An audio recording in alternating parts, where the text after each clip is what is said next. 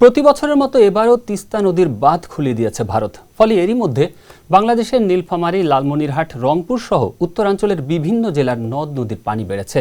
পানি যেভাবে বাড়ছে তাতে উত্তরের নদী তীরবর্তী বিভিন্ন জেলার নিচু এলাকাগুলোতে বন্যা পরিস্থিতি তৈরি হতে পারে।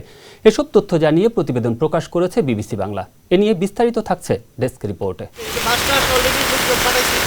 বিশেষজ্ঞরা বলছেন, বাংলাদেশে যে মাত্রায় বৃষ্টি হয় তাতে দীর্ঘস্থায়ী বন্যা হওয়ার শঙ্কা কম। কিন্তু উজানের দেশ ভারতের সঙ্গে থাকা আন্তঃসীমান্ত নদীগুলোতে তৈরি করা বাঁধ খুলে দেওয়ার ঘটনা বাংলাদেশে প্রতি বছরই আকস্মিক বন্যার সৃষ্টি করছে।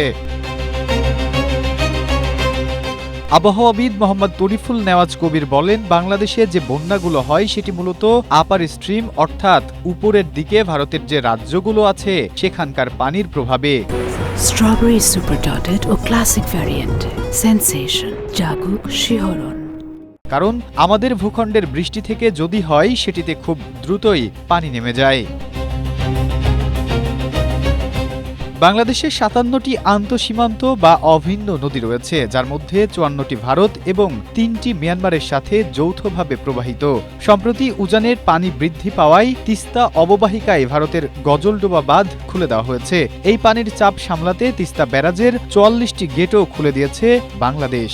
এতে করে তিস্তা নদীর পাশাপাশি দেশের উত্তর এবং উত্তর পূর্বাঞ্চলের বেশিরভাগ নদীর পানি বাড়ছে।